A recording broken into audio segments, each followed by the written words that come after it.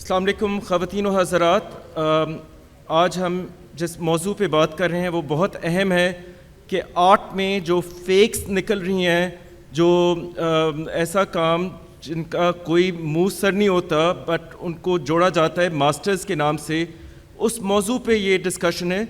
We have the privilege here on stage Professor Salima Hashmi, who came just 2 days back from San Francisco. Dr. Asma Ibrahim, a known conservationist who's been working amongst several other projects, but also in Quetta, by setting up the first major museum in Quetta and the Fair Hall conservation of the Sadiqian roof. Dr. Samina Iqbal, well known for her work on the Lahore Art Circle, and Rafay Alam, a well-known advocate for environmentalism and championing all things green. So a very warm welcome. This is a collateral event with the Lahore Biennale. We're proud to host this at the Alhambra. There's a spate of other events happening concurrently, including at the Shalimar Gardens and the Lahore Fort. And in Alhambra, you'll have the occasion to see across this garden space in the courtyard various works that have been installed by artists visiting from different countries. So a very warm welcome to all of you. Assalamu alaikum and welcome. I'm actually delighted that finally this report is being launched today, a report on which many people, but especially my partner in crime, Dr. Samina Iqbal, and I have been deeply involved for several years. It is a subject which has been of great concern to all of us in the art world in Pakistan. And so we are delighted that it is actually at the Lahore Biennale that we have had the opportunity to launch it, and with the support of the Alhambra Arts Council. Thank you very much. But of course, I must thank our sponsors who helped us to get this off the ground. That is the Art South Asia Project in London and the British Council, both in the UK and in Pakistan. It's part of their New Perspectives program 2022. For having the opportunity to have this session, I have to thank Beacon House National University and Piano, and all of you for being here. It's fallen to me to introduce this report and how to begin it except to say that it is the problem and the questions of authenticity are not particular to Pakistan. They are across the globe and in fact have been there in history, as those who are interested in the subject must know.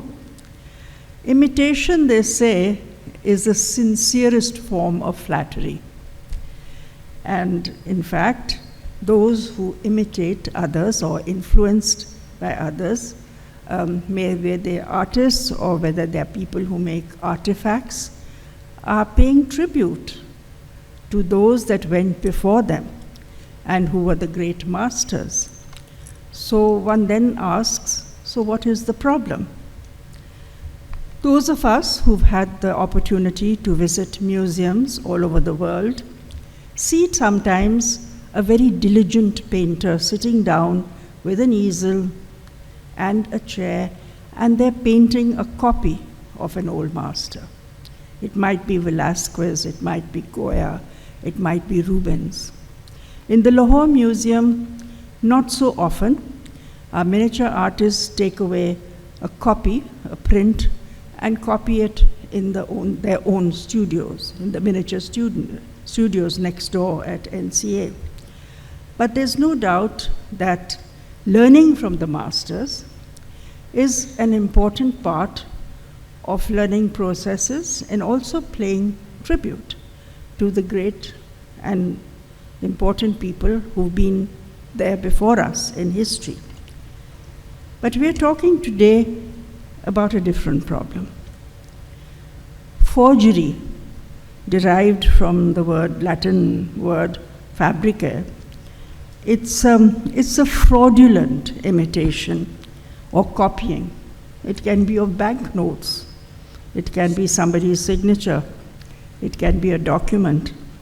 Or it can be an artwork or an artifact. And it pretends to be authentic. This pretension is really in pursuit of monetary gain. So we're talking today about monetary gain based on fraudulent copying and marketing of artworks. When Dr. Samina Iqbal first instigated me into doing this study, because we who are the oldies had got used to seeing these copies in the market and just shrugged our shoulders and walked away. But the extent of this forging, when it grew to be embarrassing in the international arena and was starting to give Pakistan a bad name, to the extent that the auction houses were refusing to handle some of our old masters, it then fell to our lot to take it up, to make a study, and to seriously look at the issue as fast, as clearly as we could. We had to explore such questions as, who are the artists whose works are being forged? Who are the ones producing the forgeries? How do these incorrect works, I've been told by the auction houses that they no longer call them forgeries, they call them incorrect works. So how do these incorrect works make their way into the international art market? What technical skills exist within the country? And what kind of advice can one offer to collectors and institutions affected by this traffic in forgeries? What can be done to harness this very lucrative business activity? Can the state intervene through a two-pronged strategy of legislation and training to educate the public about this? There are many such questions that we dealt with. And I kept going back to the instance of this famous instance of this Dutch copyist, forger of the works of Vermeer, who in 1937, his name was Han van Meegeren, who through a lawyer friend took a painting of Vermeer. That lawyer friend took him to the greatest specialist in the work of Vermeer, who looked at it, examined it, and declared it to be a genuine work.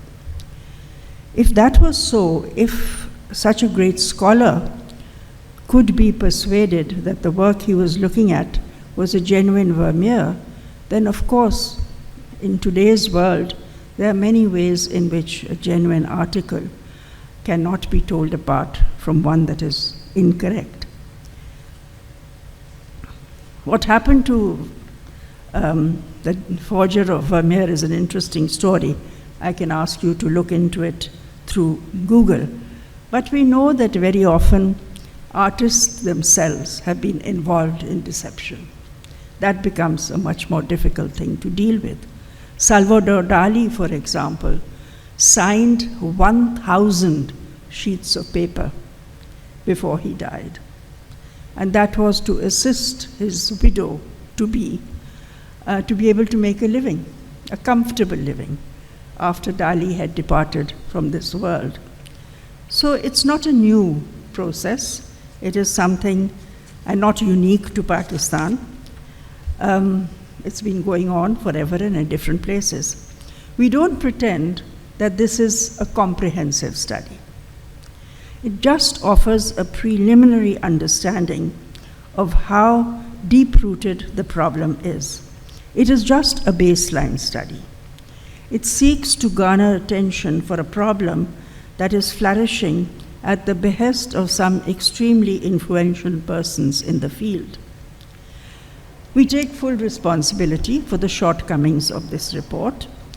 It is certainly not the final word, but we hope that those who are interested, especially scholars, students, researchers, will take up the subject and produce far more in-depth studies than we have been able to do in what we consider to be a short time.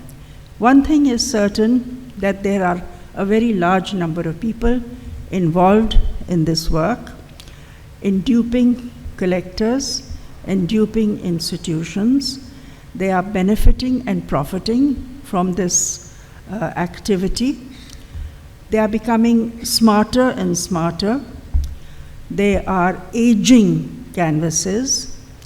They are conditioning wood, laying it out on the rooftops in Karachi so that the wood used on the frames becomes aged. They are taking nails and rusting them over a long period of time, so they accumulate rust. They are using old canvases also of unknown artists as the base for producing these works. But Vermeer's forger was also very smart. He used bakelite instead of oil in the paint because bakelite dries faster, and oil paint can often take up to a couple of 100 years to really dry out. But he used bakelite and he baked the paintings so they acquired the right kind of surface. So it's a very interesting subject, and one that one hopes other people will pay attention to and carry on. I'm going to ask Dr. Samina Iqbal, who is far more qualified, I would say, to speak about this, because she actually worked out the methodology for this study. And we tried our best that we should pursue a fairly clear path at arriving at this.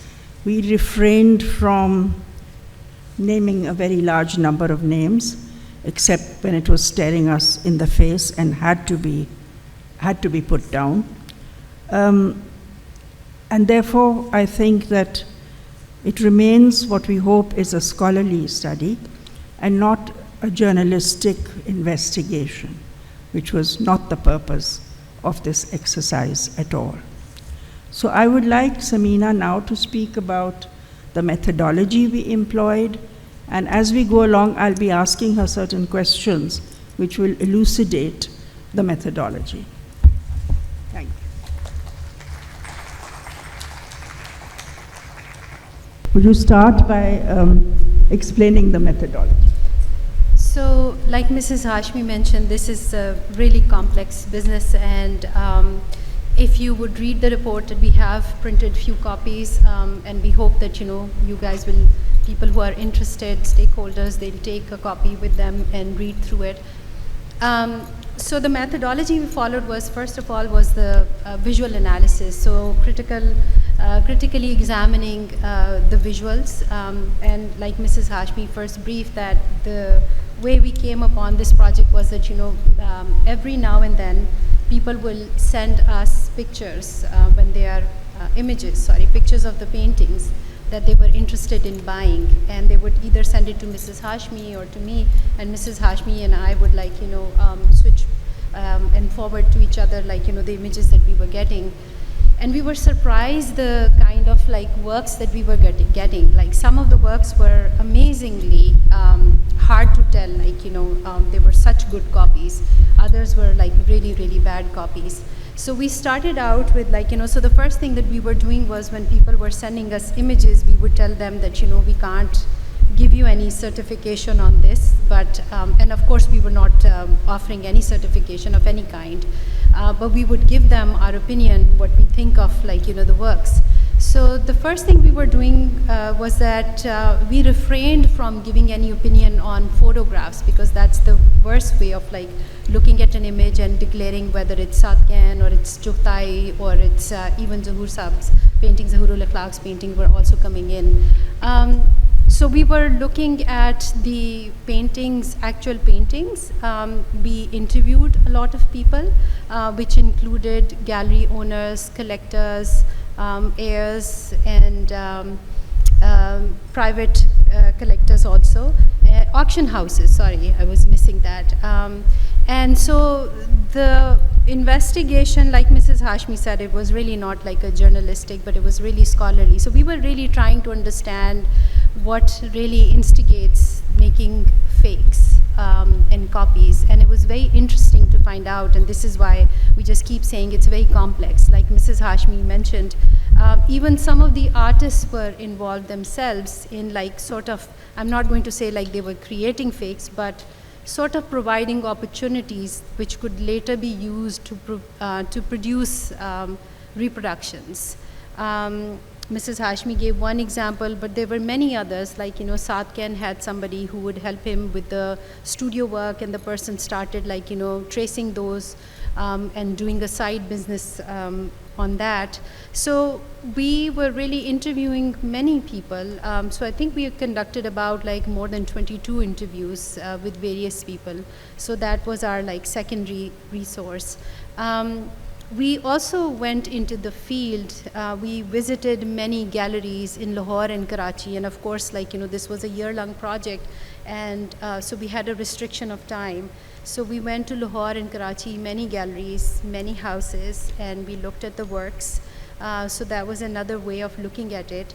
And I think, like, speaking to collector, which is like private collector, museum, auction houses, to a regular framer was very interesting, and we learned many, many things on the way, discovering like, what are the ways they're doing it.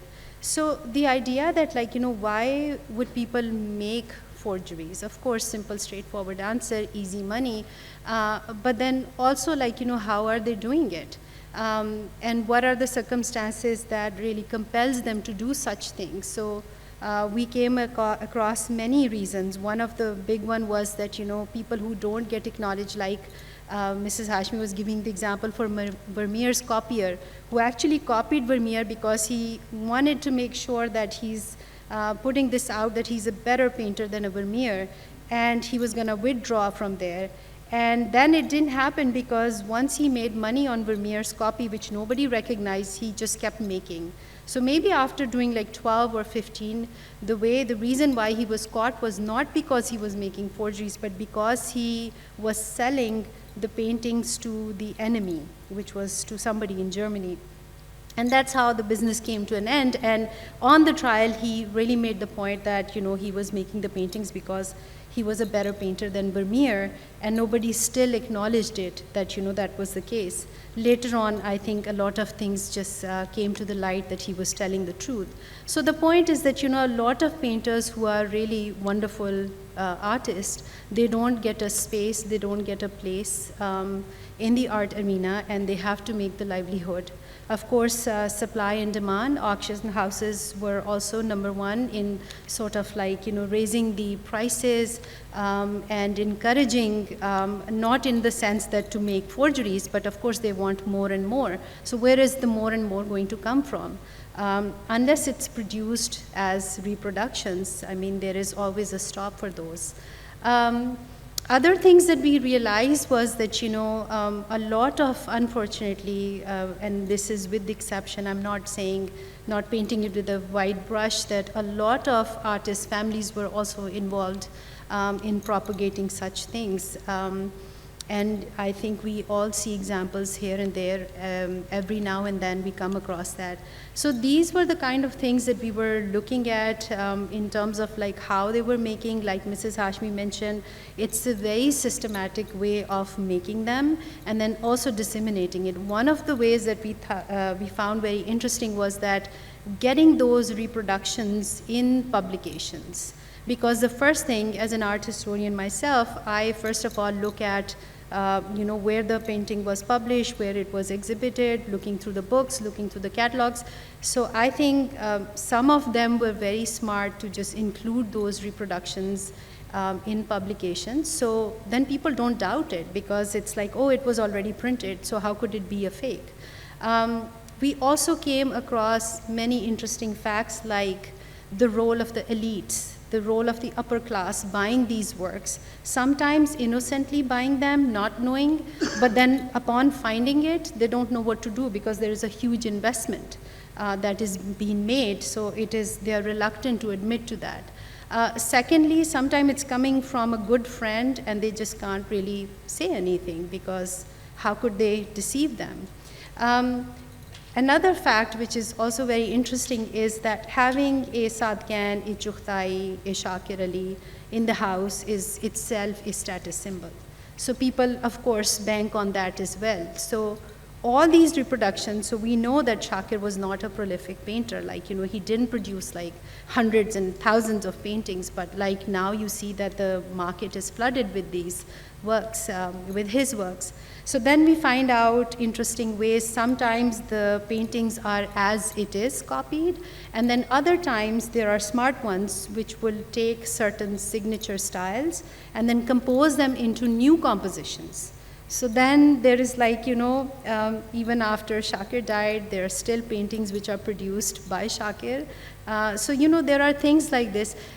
People fall for signatures and dating very easily. So if a painting has a signature, that's like a done deal. Oh, this is Shakir, but it is not Shakir.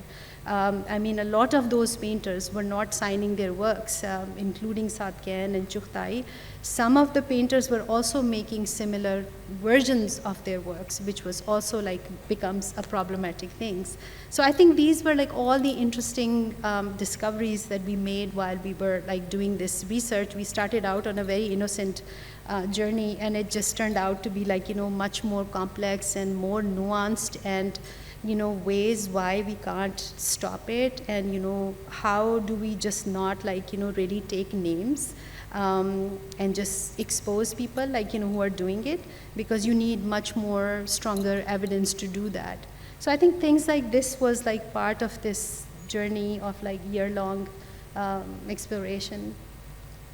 I think one of the issues has been to address an innocent public, to address an innocent buyer, innocent collector, who don't realize that they have become the victim of criminal activity.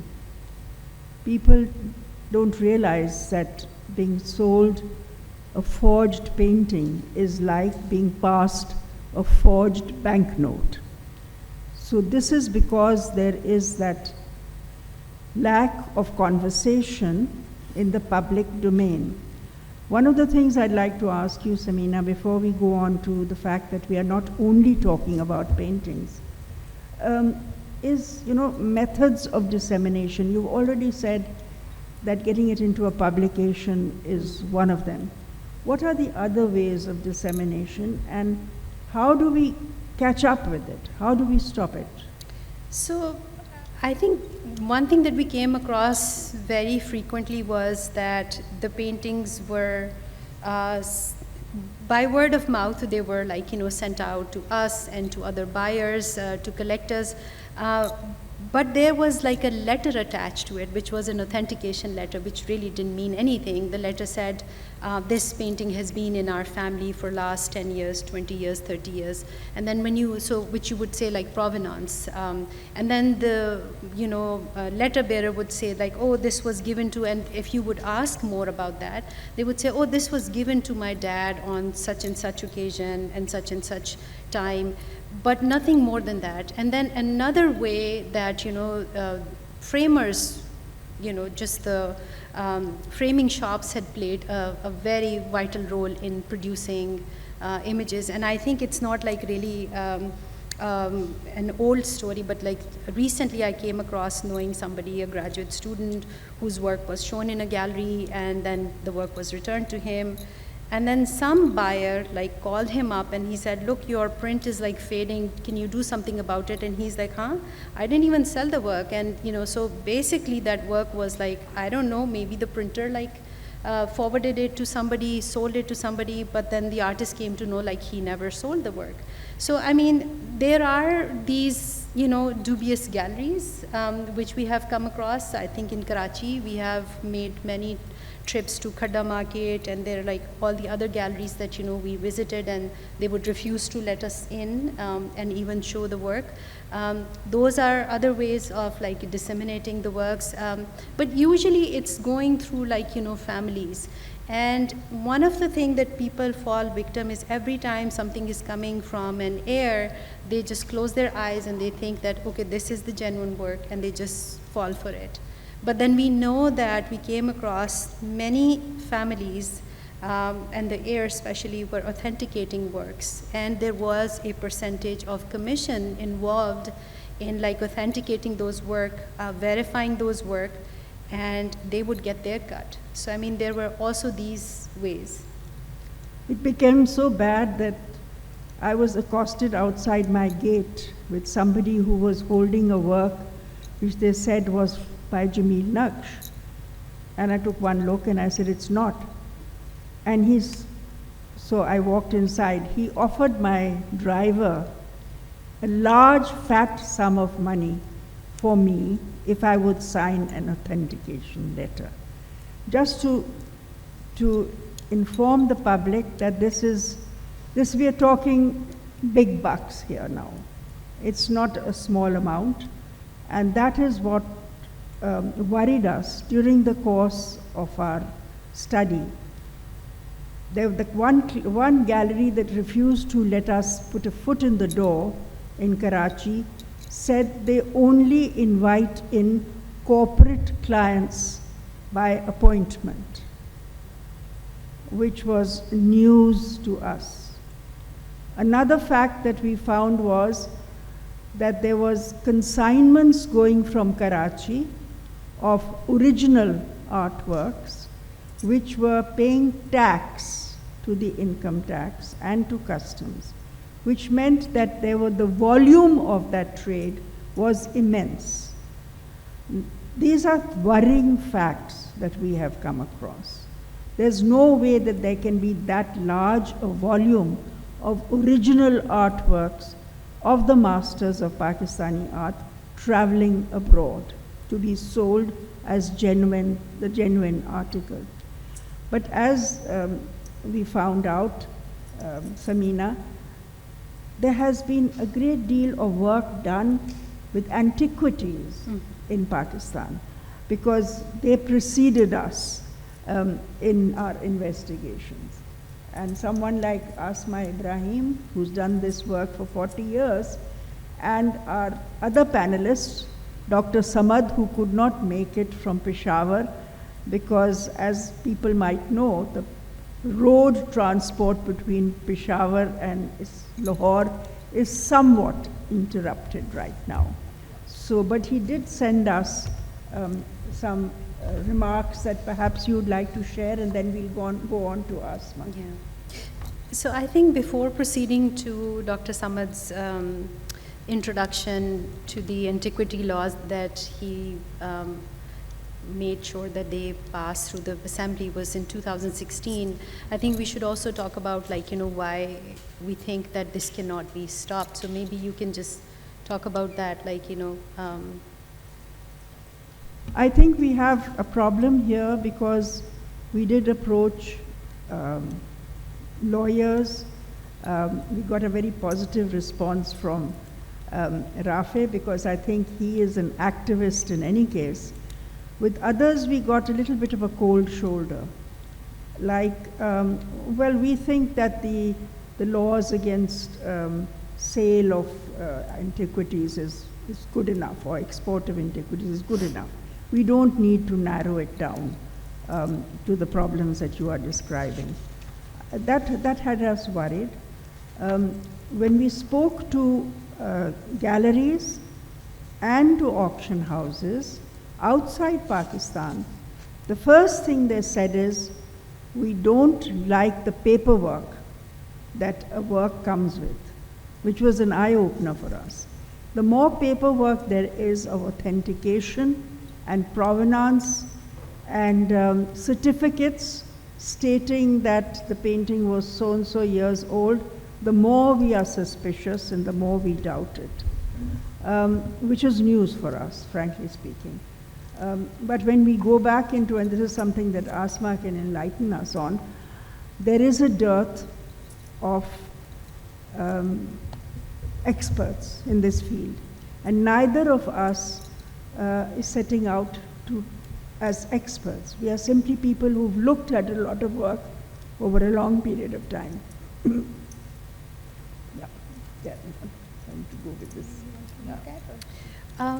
I'll come back to this if you want to include Asma and I think Asma, I think then we can come back to Samad. I think Samad would be saying the same thing what I'm saying. Sure. About the Antiquities Trade Control and Act of 1975. Okay, so my perspective for this subject is a bit different because I'm an archaeologist and a museologist, and we are faced with this issue every other day when we are doing the acquisition for the museum. And my encounter with this thing started with the year 1990 when I joined the Department of Archaeology and Museums. And every other day we had a shipment at the port or at the airport confiscated, and they asked us to come and inspect that. So that shipment used to include paintings also, paintings and antiquities, and we had a committee which was headed by Dr. Ahmad Rafay, who was a renowned archaeologist. And of course he had nothing to do with the paintings, and I was quite young at that time, and I also didn't know much about the paintings, and the only thing I could do was go through the historical facts and the books we had. So that was not enough for that. But we used to confiscate that consignment on the basis of doubt. But then what happens, this consignment is confiscated and then it goes to the custom officer, and custom officer would be begging us that please estimate the higher amount because I will be getting my promotion on the basis of the shipment's price. So that was one thing which was quite, one can say dangerous. And after the confiscation is done, this goes to the custom house warehouse where they were lying for years and nobody was bothered about it. So we had a lot of paintings like that, and I came across these paintings in the year 1990 onwards. So we had a law for the antiquities, and we know that there are fake and replicas of the antiquities of every kind, starting from coins, sculptures, and paintings, miniature paintings. So, but the thing which I felt all these years, and of course then I joined State Bank of Pakistan, and where I was establishing this art gallery. And there was like every other day I used to have a painting, and everybody started thinking that I'm the expert of Sadikan paintings because I was establishing a gallery for Sadikan. So that was another thing I was faced with, and I had to study a lot about Sadikan, not only about him, about other artists, and thank God I am a chemist also, so I had that point of view also in the paintings. But the thing is that our Antiquities Act is not explicit about paintings, it just says about the antiquities. And we have no contemporary art rules and regulations. So one time police came to me, there was a burglary in somebody's house, and his Sadikan's treasure was looted, it was gone. So this lady, she was a foreigner, she reported, and then police got hold of those paintings and they came to me. They were actually original paintings. They came to me and they said that, okay, so what do you say, how can we proceed? So I said, you have to catch this person and put him in jail. So there's no, we don't have such rule. We can only, just catch him for 6 months. He can be in the jail, and then we have no other process how to proceed. So this was one thing which is much needed. Still now there are no special rules. If you confiscate a painting and if you catch somebody copying or making a forgery, you cannot do anything about it. And a lot of people come to us with fake paintings and forged paintings, but I cannot do anything. And mostly, like you said, they are all very respectable people from elite class, and everyone has this story. This one was lying in my garage for 25 years. And my father had it, and my father was gifted, and no, you cannot doubt this. This is Sadikan. So, I mean, and these people who are very respected, and you just cannot, go into the argument with these people. So that's one thing which we are faced up till now. And I think it's very important that we should go for such laws. Or these laws will not be made unless and until everybody is reporting this crime to police, to FIA. Although we have some laws in penal code, but they are not enough for the paintings, because our paintings are like contemporary, not more than 75 years. Our issue is not that old. So initially when the fakes were sold or they were auctioned in the auction houses, those were the Indian paintings. But now we started from Sadikan and then Chuktai, and now we are faced with so many fake paintings, or like to young artists, you cannot even analyze, and there are so many fakes of the young artists. Then for old artists, okay, you have some means to do that. But what people will come and tell us that, okay, why don't you go for carbon dating? But they don't know that the carbon dating cannot be done for something which is less than 300 years old, and still it has a 40 to 50% of error chance. So that's a big thing which we face in the museums. And every other day we are going for acquisitions, but we have no proper way to analyze the painting. And the committee which is buying the paintings, they are no experts. They don't know how to judge that it's original work or not. And in a very respected institution, State Bank, there were copies. And I know that how much fight I had to do for getting rid of those copies. They were on display, and people from IMF and World Bank would come to me in the museum and would say, how can State Bank display copies? It's a very humiliating thing. You get rid of these copies. So I had to convince them. I mean, at the higher level, even they didn't understand that these are the copies or the fakes, and we are not supposed to display them in a respected institution. So that is another thing which we face as museologists. So I think that this report, which is, as you said, it's just an initiation of a process, but this will go a long way. You have pointed out a very important issue which nobody has paid attention up till now. We just follow the 25 and the 30 section of 1975, but that just deal with the antiquities, not with the contemporary art. So no specific. So police get away with this. FIA get away with this. So we don't know what to do. So unless we report all these crimes and the things which is happening, there won't be any specific law for this aspect, which is now getting serious every other day.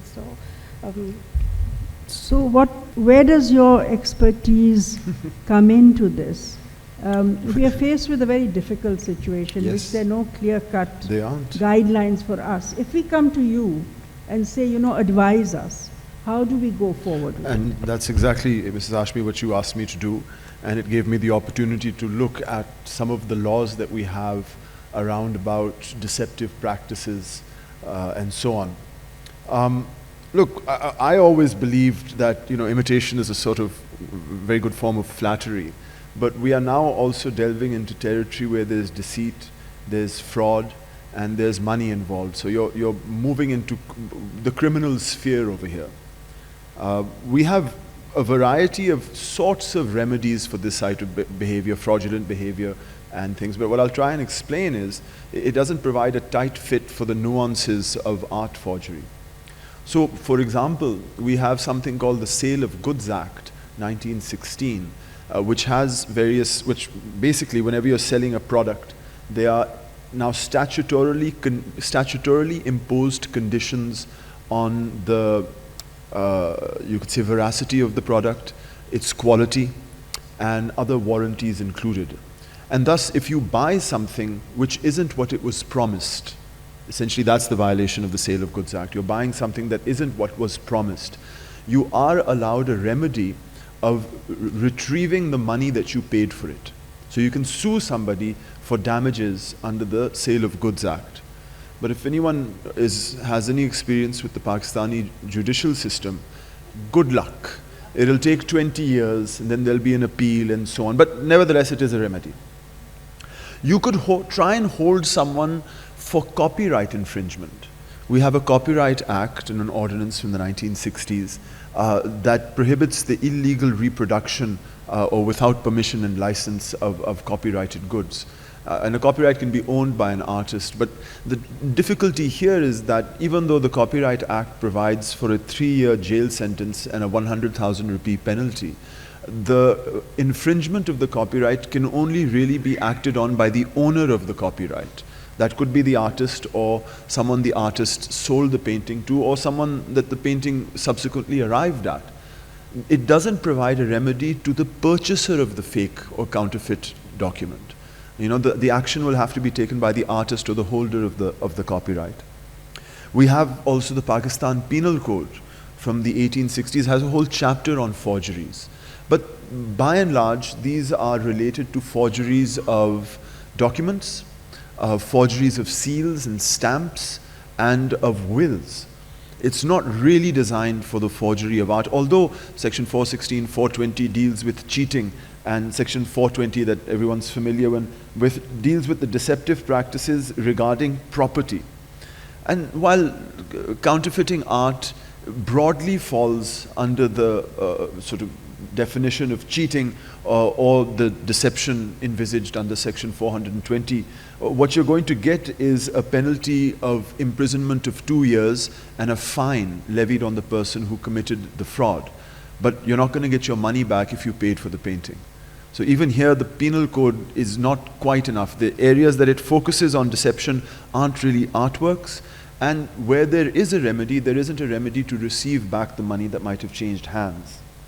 There's also the Antiquities Act, which provides for the licensed dealers of antiquity products. Antiquity is defined as anything over, well, certain things over the age of 75 years.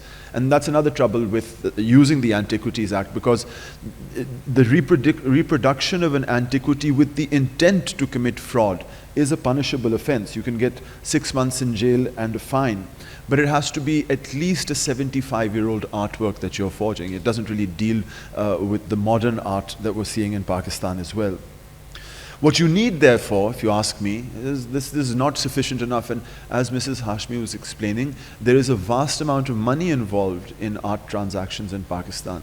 Qudsiya Rahim had shared a statistic with me last year about the rise of Pakistani exports recorded by the State Bank of Pakistan. The number is insane. It's 900%, and this was 2 years ago.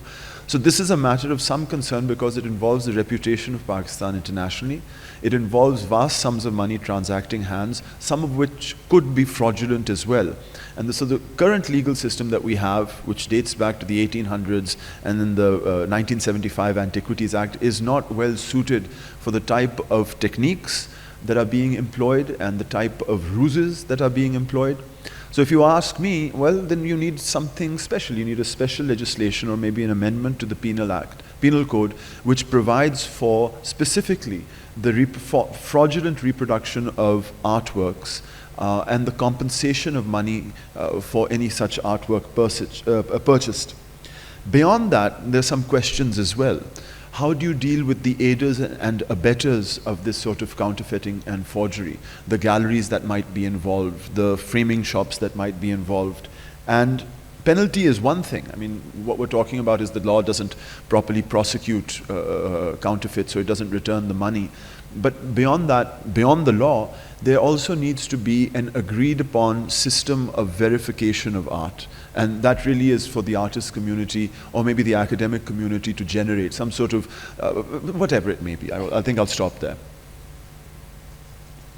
I think that brings us brings us to the troublesome world of authenticity, which is what we wanted to talk about as we started this study, as to who authenticates, why, and with what is the kind of expertise they're required to have. Unfortunately, we have not developed those systems in which there could be a set of principles or a number of people who have the required expertise. And therefore, one is in the unhappy position of being asked to authenticate, while in fact all you can do is to give an opinion and ask whoever is asking for the authentication to look for other opinions also, to solicit more than one opinion. It's very often, if it's a very blatant misuse of somebody's name, an artist's name, then you will possibly have more than one opinion which will say, okay, this is an incorrect work. But then because there are no systems, because there are no standards, this becomes a very, these are very muddy areas. And this is something that we came across, which is why we recommended that there should be a two-pronged approach, that there should be legislation, and we would look to people like yourselves, Rafay, to think seriously of working a sort of something which is, should be for public good. This is what we are asking for. And secondly, for the state or for certain institutions to really propagate, formulate ways in which certain kinds of expertise can be developed, which means training of various kinds, which means exposure to the processes which you know more about, Asma, like the chemical processes and so on that can be employed, but also looking deeply at artists' works and doing a lot of research, which is missing in the Pakistani context. I should add here that during this research and study, we found that our neighboring country, India, was also dealing with a crisis of similar proportions. What was more interesting was that some of the copies of the Indian artists were being produced in Karachi. So that's good neighbors for you. But I think that this is something that is worrisome, and that is why we want to go into this. Samina, is there anything that I have missed? Number one, we would like to mention a little bit to do with Dr. Samad, because we're really missing his presence here today. Yeah.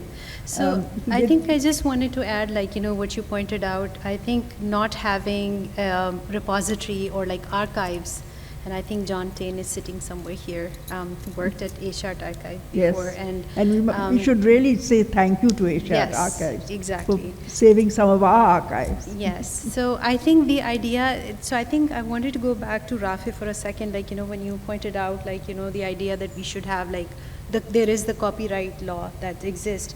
But I think it just becomes very complex, because artists are not going to go and, register their work as a, okay, this is my, I might just say contemporary artists might do it, but not for the modern artists. And so I think that's like a hole there.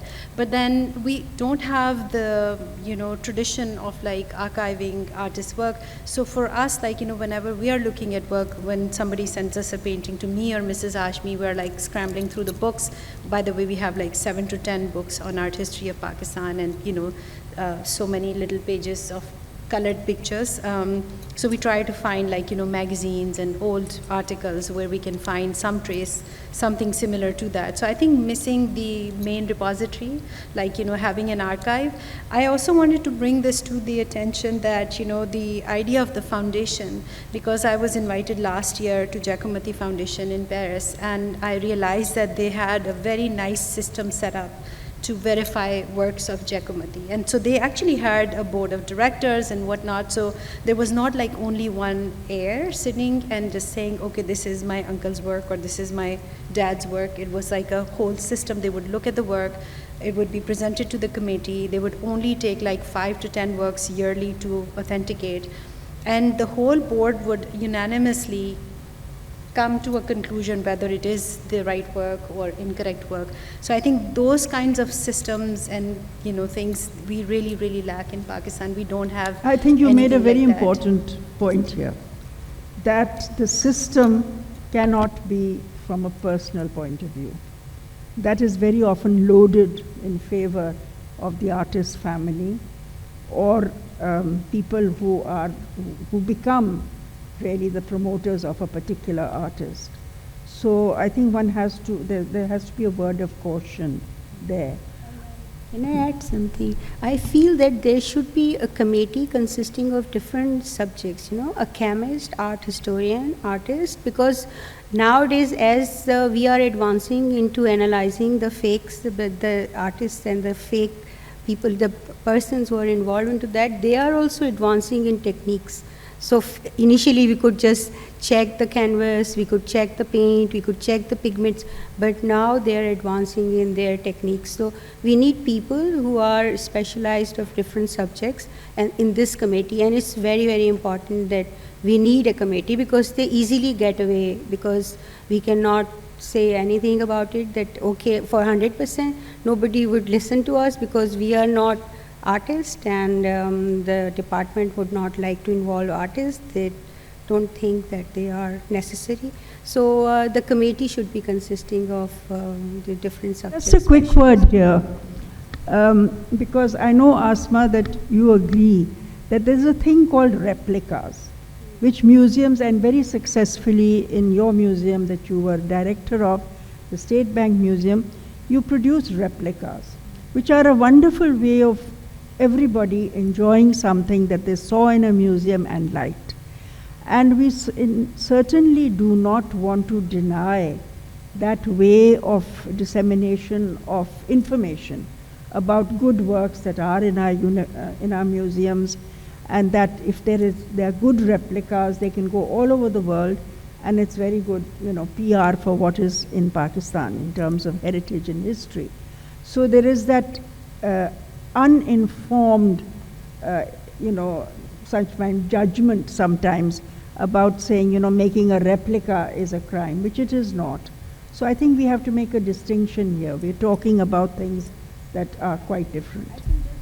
Just explain the difference between counterfeiting and replicas and imitations. So replica we allow under the Department of Archaeology and Museums as well. It is allowed in the Antiquities Act of 1975. It's just that it shouldn't be the same material. The medium should not be the same. The size should not be the same. Plus it should have signature at the back or at the bottom of the object. So you can have replicas, and it's all over the world. It's allowed that museum shops have replicas and people take back the souvenirs. It's a very, very good souvenir. And it took me about 3 years in the State Bank to get the permission for the souvenir shop. It was not allowed that we should do something commercial, but now we are earning a lot of money, and we give a letter with that. And of course, it's not the same thing which we are reproducing. So replicas should be allowed, and there is a big debate here that textile objects should be replicated or not. I think there's no harm. In fact, it should be allowed so that your country's heritage is propagated all over the world. And I keep telling them, okay, go ahead with the replicas, but people are scared, and there are certain people in the Department of Archaeology who are spreading this rumor that it's not allowed, but it is allowed. We had a license department in the Department of Archaeology and Museums, and these replica makers were allowed under that license to make replicas, and nobody knows about it nowadays, so it's not a crime. So I just want to add here, thank you Asma for bringing that up, and I wanted to say something on behalf of Dr. Abdul Samad, who just couldn't come and has done phenomenal work in KPK. So I think with 1975 law of antiquity, he said there were not many things clear, so they actually had a law passed in 2016, and like you, he went through like 3 very difficult years to get all these approvals, and exactly the same idea. So during our research, I also visited to Texila, and I went and saw people making these fake works, which they would make the same material, everything same, and they would like then bury them in the earth so they can age, and then do all the watering or whatever is needed to just make them age really fast. This is what exactly Abdul Samad, Dr. Samad said, that, you know, he had to get this approved, and he gave me a copy of that, which exactly says the same thing. So to allow people to make replicas, and like you said, like sign it and declare it that it's not a it is a copy and it's not like the original. So I think those are the kind of things, but I think we need to go back to the idea that, okay, so we can do something about antiquities, but what about like, paintings and, prints and all of those? So we don't have anything for that in place, and I think it's maybe done province-wise, but there is not like a national law. I don't know, maybe Rafi can fill it us. Okay, but on that. let me just say, there was a national law, Antiquities Act, which was after 1975. 1904 Act of India, and then we followed that until 1975. Yeah. So we have Antiquities Act, but like I said, it covers only the antiquities. It doesn't talk about the modern art, so which is lacking. So we need a subsection in that antiquities law to have this subsection and. But I think the antiquity law for 1975 is also very vague. I mean, what we have listed in the report, it's like Yes. not moving things and like, not copying it, not photographing it, but it's really not like talking in detail like the kind of things that you have done or Dr. Samad has done, like initiating that, okay, let's do it. There is a clause in there that you can make replicas and in one of the sections. But you have to get a license for that. Yes, and it was a national law, and in 2012 we had devolution, so the provinces had their own department of archaeology, and that's how then Samad had to go for this new law. And in Sindh also we have a new law of antiquities, heritage law, and KPK, and Balochistan is just beginner, and Punjab also. I think the thing to look at then, and to make audiences aware, which is the general public aware, that technology has also produced certain problems. The ability to copy, and to copy exactly as a print, and to put that print onto canvas is another issue in which most people are not able to discern the difference between a print on a canvas and paint on a canvas. So there are lots of sort of finer points over here which making people far more aware is one aspect of it, and I think this is a point in which educational institutions can play a role. They can have courses in which students can be trained to have a very critical eye in looking at other people's work and learning to figure out these differences. That's one thing. The second thing I feel very strongly is those who are engaged in this kind of fraudulent activity are very often very skilled artists. And that is where one is sad. It is obviously because they are not able to make a living in their own work that they are lured into doing this work. The idea this work is a criminal activity is something that has to be disseminated. They have to know that it is what they are doing. It may be for profit for a single person or for a foundation or for some agency that is marketing this work, and therefore they have to know that they are involved in something which is illegal when it comes down to it. We just have about 15 to 20 minutes. Can I make an acknowledgement? Yes, please. Forgive me, please. I'm just very proud of my association with the Biennale Foundation, and especially because being an environmental lawyer, its theme this year of mountains and the seas, the theme of the environment and of the climate crisis. You all know that greenhouse gases produced mostly by the global north since the Industrial Revolution have and are destabilizing the Earth's natural ecosystem, a natural balance that has sustained since the last ice age and allowed us as a civilization to thrive, to produce agriculture in surplus enough for us to feed ourselves and to enjoy a human civilization that we do today. This is now under threat. Last year was the hottest year in over 100,000 years, and it's only getting hotter. So this is a civilizational challenge. Now, one of the reasons, one of the many discussions about the Biennale was about how one of the curses of modernity, the last 300-400 years, is that it's taken the natural environment and put it into the backdrop against the story of individuals. If you go back just a few hundred years to the stories and to the cultures around the world, they were inextricably linked to their environment. Our poetry is about the seas. So much of European mythology involves the forest. These were part of our lives, and we have, through modernity, put it into the backdrop. And one of the efforts of this Biennale is to put the discussion of the climate crisis into art, into culture, back into the main discourse. And this is crucially important because just this year in Pakistan, over 400 people died in flood and rain-related events since April. 500 people were reported by the Eidi Foundation to have lost their lives due to heat waves just in June. There were 1,000 people, or pilgrims, who died in Mecca because of the heat wave in June as well. There's been devastating flooding, dozens of people killed in the United States last week. Climate change and the greenhouse gas emissions, mostly by the global north, is a potential genocide of the people of the global south, the global majority of us.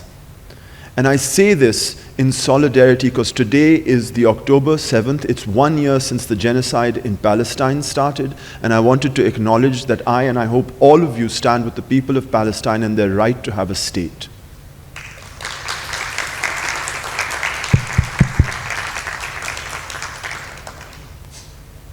Thank you for that. Thank you so much, Rafay. We do have about 15 to 20 minutes, and we should have a mic somewhere, if I'm not mistaken. If anybody has any questions or comments, we'll be happy to entertain them. जी सुल्तान साहब. जी अस्सलाम वालेकुम, मेरा नाम सुल्तान अहमद है और आसान तरीन मेरा जो तारुफ है ये है कि सादक़ैन साहब मेरे चचा थे, तो मैं उन्हीं के हवाले से बात करूँगा, औरों के बारे में इतना नहीं मालूम मुझे. मैं इस मौजू के ऊपर कई घंटे बात कर सकता हूँ क्योंकि मैं ये काम पिछले 35 साल से कर रहा हूँ. उस हवाले से जो पहली रिपोर्ट थी वो 1991 के फरवरी में न्यूज़ लाइन ने छापी थी, उस वक्त से मैं काम कर रहा हूँ. लेकिन मैं बिल्कुल मुख्तसर बात करूँगा.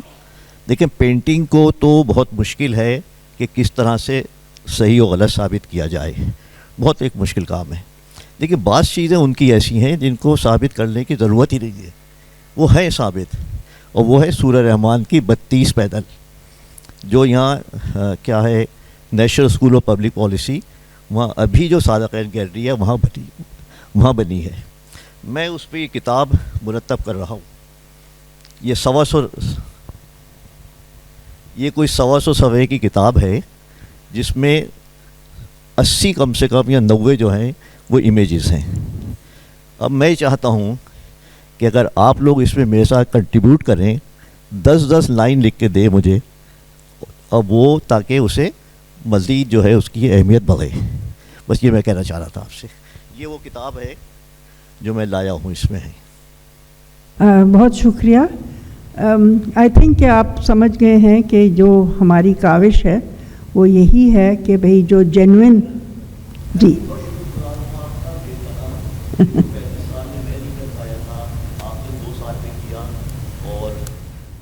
इसकी माज़रत कहा हूँ कि मैंने आपकी ख्वाहिश के बरखिलाफ़ एक दिन पहले उसको अपनी पोस्ट पे लगा दिया था. ओके. हमें ये इस बात का बहुत एहसास है कि ये सिर्फ बेस लाइन स्टडी है और ये किसी तरह से भी ये इस बात का दावा नहीं कर रही कि भाई हमने पूरी तरह जो एक बहुत बड़ा मसला है उसको पूरी तरह से इन्वेस्टिगेट किया, और ना ही इसमें ये एक स्कॉलरली स्टडी है. लिहाजा है कि हमारी उम्मीद ये है कि बहुत सारे लोग इसको अब टेकअप करेंगे और इस बात की जो काम हो रहा है, जो कि जिस मसले की तरफ हमने इशारा किया है कि ज़्यादा गहराई में जाएंगे और कोशिश ये होगी कि हर तरह से एक साइंसी नुक्ता नज़र रखते हुए, क्योंकि ज़ाहिर है हम ज़ातियात में तो नहीं जाना चाहते थे, तो हमने कोशिश बहुत की है. लेकिन अगर आप लिस्ट देखें कि जिन जिन लोगों ने हमें इंटरव्यू दिए तो उससे वाज़े हो जाता है कि हमारा थ्रस्ट या हमारा जो पैरामीटर्स थे हमारे क्या थे, और कोशिश यही थी कि भाई जहाँ तक हो सके जो हक़ाइक़ हैं वो सामने लाए जाएं. लेकिन ये बेसलाइन स्टडी है, बार बार हम ये कह रहे हैं, ये दावा इससे ज़्यादा नहीं है. आई होप कि अब बहुत सारे लोग इस रिसर्च में शिरकत करेंगे और मुख्तलिफ आर्टिस्ट्स जो हैं जिनका काम फोर्ज होता है, रिसर्चर्स हर आर्टिस्ट के ऊपर अलग अलग काम करेंगे और उनके बारे में जितनी मालूमात ज़्यादा हासिल हो सकें उतना बेहतर. Thank you. An eye-opener, even though I knew some of the facts and whatever, but it's quite shocking. I just want to share one anecdote. Mrs. Hashmi was principal of NCA, I think in mid-90s. I came back to do a couple of terms of teaching in the printmaking department, where I met Samina and her husband Ali. And I made a series of prints, and I went back to Cambridge. And in 2000 something, my mother-in-law gave me a little printed copy, little sort of size of kitab, some Urdu publication. She'd found it on the, Urdu Bazaar jo lagti hai in Anarkali, with one of my prints on it. And she promptly had a fight with the person who was selling it and said, but that's my daughter-in-law's print. It was made when you were principal. And of course he didn't know or pretended not to know, whatever. So I have that little book with me, and there's nothing that one could do. But as you're saying, I don't know, we have to have some change in the law, of course, because apart from getting a dreadful name for ourselves anywhere where something authentic is being sold, of course it's so damaging on a personal and every other kind of professional level for everyone. I think the fact that there is a great deal of dishonesty when it comes to lifting works to which one does not have the right to use, that is something we are very aware of. Some of it happens because of lack of knowledge. We have to understand that. It does happen when people very innocently take an image, and today in the time of social media and artificial intelligence, it's going to become more and more acute, which we should be prepared for. I think that what we should not agree to or stand for is the kind of dishonesty that is happening around us in the art world. And we are supposed to, I think, we should speak out and point it out. We know that there's going to be a tremendous backlash to this, because though we have not named names, because as I said, it's not an investigative piece of journalism, there will be a backlash. We are prepared for the backlash. We are prepared for a lot of, I think, vitriol, which is going to come the way of Samina and myself. We've already started. The first email came to me this morning, and I'm sure there'll be many more, which will be calling us out, calling us names, trying to say things about our careers and our motivations. But the fact remains that sometimes one has to point out what's wrong. And that was the only thing that we were trying to do. And yes. Thank you. Thank you so much for this very fascinating and also very disturbing also, and very fascinating. Thank you so much. I wanted to, I'm very interested to know that in the new Antiquity Act, is there a panel where sort of, that object is placed and then its authenticity determined?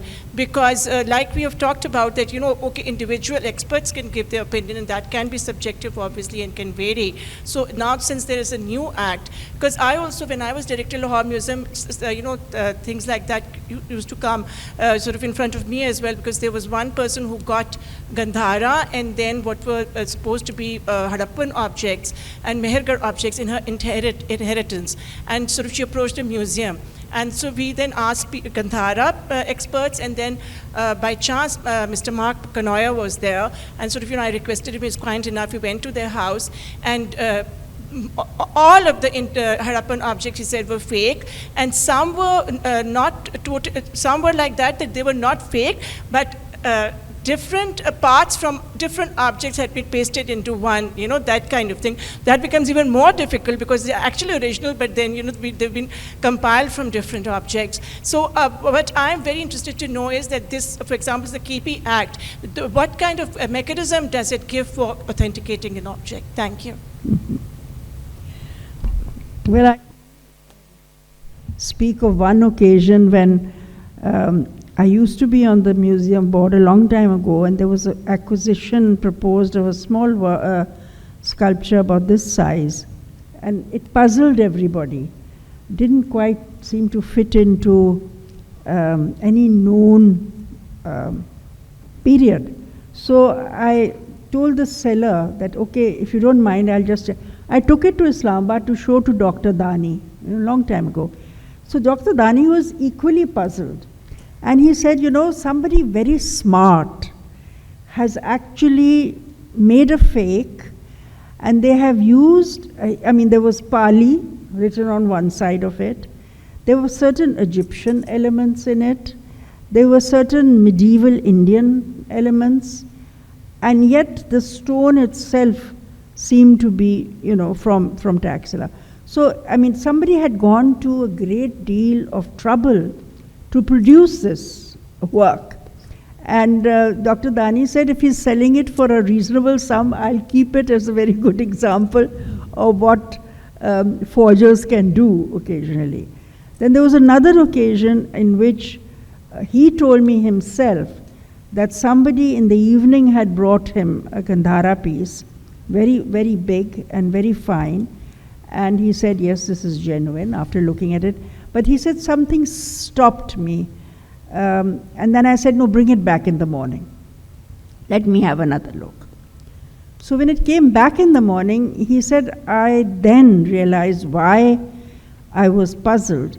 Because half of it was genuine, and the other half was not. And somebody had very carefully made, because it was just half a statue, and as such, it did not have the same value as if it was there in its entirety. So someone very accomplished had made the other half, found the right kind of stone, and put it together, and was selling it. So these are very complicated questions and complicated processes. We know that that is what we are up against. We can only do the best that we can.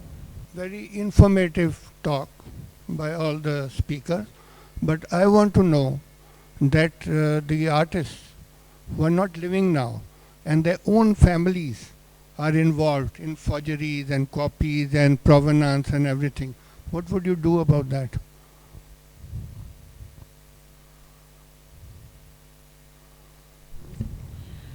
As I gave the example in the beginning about Salvador Dali signing 1,000 pieces of paper so that his widow would live comfortably. Tuktai's work, there are many families we know. Like Allah Bakhsh's work, and yes. Many other artists whose own, then there have been people who were assisting the artist.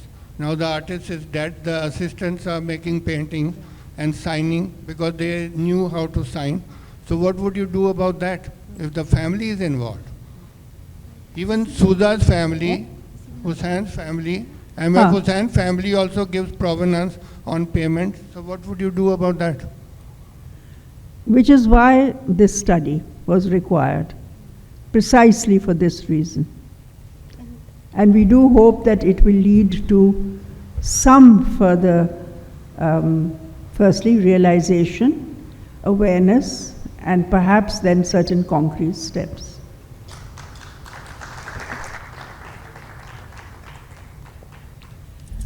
Thank you all for being patient and listening to us. I hope you'll talk about this far and wide, and that perhaps we have taken the first step towards dealing with what is a very unsavory activity in the art world. Thank you so much, and thank you for this panel.